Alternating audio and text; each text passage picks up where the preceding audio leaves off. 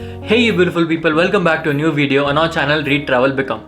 On this channel, since the day I have started this channel, I have recommended a lot of books. These books are of diverse nature. I have recommended fiction books, non-fiction books, biographies, philosophy books, spiritual books, a lot of genres of books.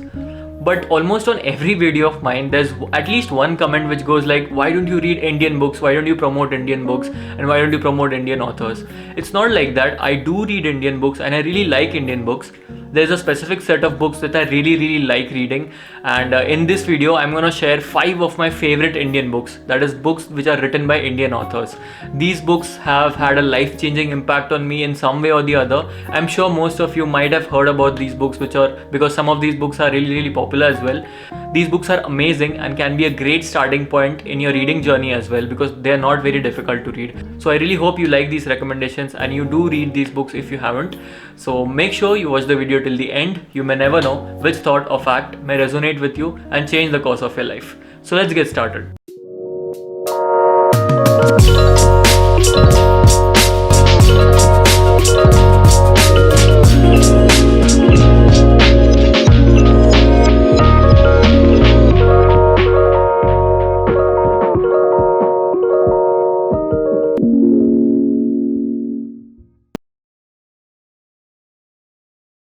Okay, before sharing the top 5 list, the top 5 favorite books in my list, I would like to talk about the Indian literature scenario a bit. So this notion of Indian literature is my personal opinion. It's like very subjective to me. Don't quote me anywhere, but I feel this is the scene of the Indian literature. So I feel majority of the books which are written are situated on the opposite ends of a spectrum. On one end you have these light reads written by authors like Chetan Bhagat and these other authors.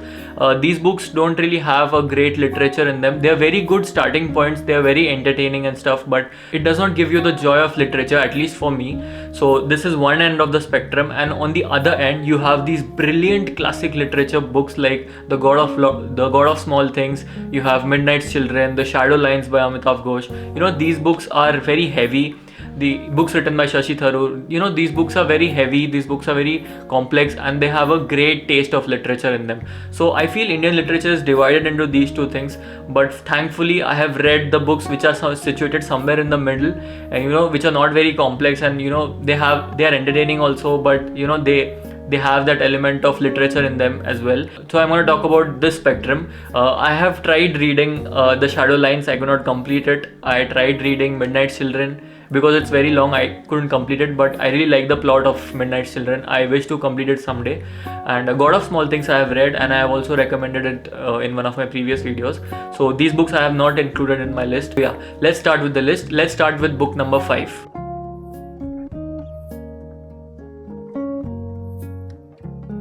Book number 5 on my list is The Autobiography of Yogi by Paramahansa Yoganand. I take back my words, this book is a complex book. I read it long back and I have made a separate video on this book as well. You can check out that video. So why do I like this book? I first heard about this book through Steve Jobs. It was said that wherever Steve Jobs traveled, he had a copy of this book with him.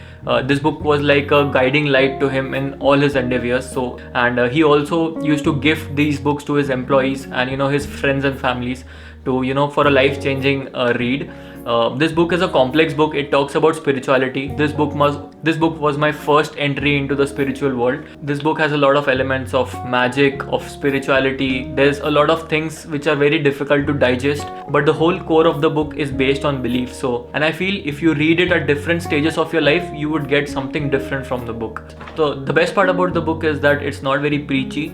It has got these stories, these little nuggets of wisdom. So I found out that generally whenever someone wants to explain some complex thing, if he or she uses a storytelling format, it generally becomes more easy to read and more entertaining to read. So this book is written in that way. These are stories of Paramahansa Yoganand, little stories when he was a boy and how he was growing up and his experiences with spirituality. It is a very subjective book. You may or may not like it, but one thing is for sure, this book will make you think.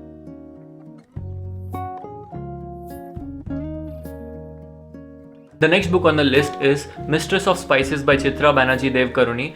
Again, I had read this book very early in my reading stage when I used to pick up a lot of fiction books. Chitra Banerjee Devkaruni has also written some great other novels, but I particularly like this one because of its concept. The concept is very fresh and it hasn't been explored before, I feel, and I hadn't read anything so magical and mystical in the Indian literature scene. So this book is about a girl. She ends up in a store in California named Spice Bazaar, and she basically has a cure for people's problems and diseases. She has a spice for every cure of people's diseases. A specific event happens in her life which changes her life forever, and it basically talks about all of the events that follow this particular event. I don't want to tell you what that event is. You should read the book to find that out. This book has a lot of mystical elements. This book has a group of women who are headed by the mother, and they have some rules to follow which they cannot break to serve as mistresses of spices. It's also adapted into a movie which stars Aishwarya Rai, but the movie is really bad from what I've heard. You can definitely pick up Mistress of Spices.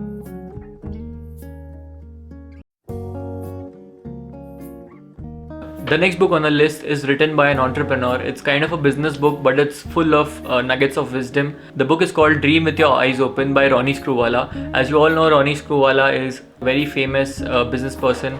He is a producer, he's the owner of UTV, which is now owned by Disney. It is basically his stories and his experiences and how he feels business should be done.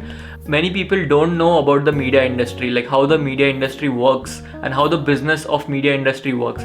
It's just like any other industry, but it has a lot of challenges. And not just media industry, he has talked about all of his entrepreneurial ventures. He had an entrepreneurial mindset since his childhood growing up in Bombay, and it's fun to understand. It's fun to know how he got Japanese Japanese cartoon characters into the Indian scenario, Shinchan, Doraemon. So his company was functional in doing all of that, and he has done a lot of things in his life, and I really admire his passion of filmmaking. I love films, so that is why I really could relate to a lot of things that this person had to say. The book is not very long, it's very easy to read, and it is basically very relatable when it comes to Indian context, Indian media, Indian film industry. You really resonate a lot with such a context. That's why I really like this book.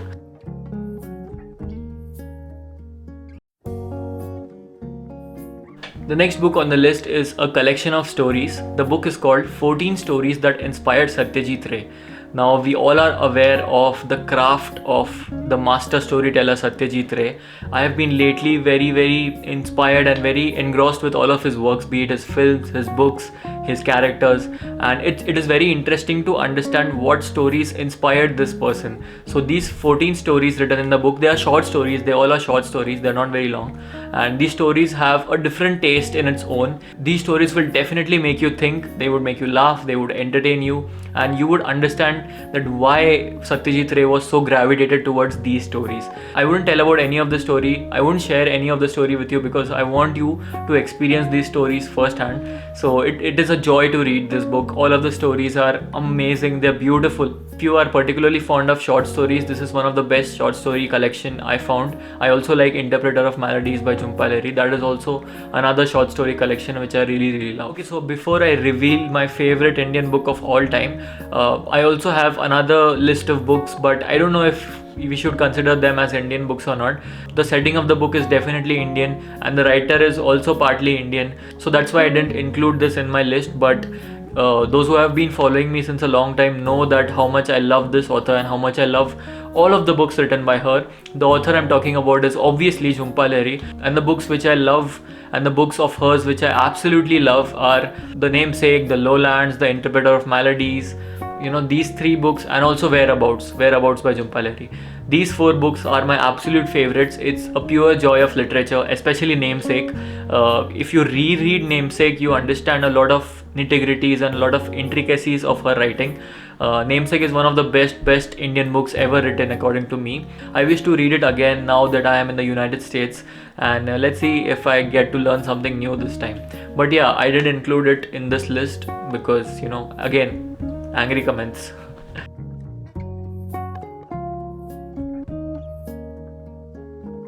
Okay, so let's talk about my favorite Indian book of all time. This is like my go-to book whenever I feel low in life, whenever I feel uninspired. I pick up this book and read some pages, flip through these pages. Even the presence of this book around me is like a source of inspiration. I have carried this book here in the US. Most of you know that I had a huge collection of books, but I had to leave everything behind. But I made sure that I carried this book with me. Some of you might have guessed which book I'm talking about. It is obviously Wings of Fire by Dr. APJ Abdul Kalam. I have made a separate video of Dr. APJ Abdul Kalam's recommendations. You can check that video out. I really love that video personally. So this book is an autobiography of Dr. Kalam. It's just perfect in every sense, barring the technical details of his flight shuttles and space technologies. If you remove those details, this book is perfect in every sense. It's the story of a young, simple boy from South India who makes it big in life and inspires millions and millions of students, especially youngsters. It's the story of how Dr. APJ Abdul Kalam became the man he was. I'm really inspired by this book. The writing is very, very sincere. It's like he's taking a walk with you in a park and telling you these wisdoms and telling you his life journey. It's a beautiful read. It's a beautiful experience of reading Wings of Fire. So yeah, we come to the end of the video. I really hope you like all of these recommendations. Do let me know in the comment section what all books do you like, what all Indian books do you like. I want to read more and more Indian books. I don't know, maybe I'm not exposed that much to Indian literature, but I want to read some good books in their Indian space as well. So do let me know in the comment section.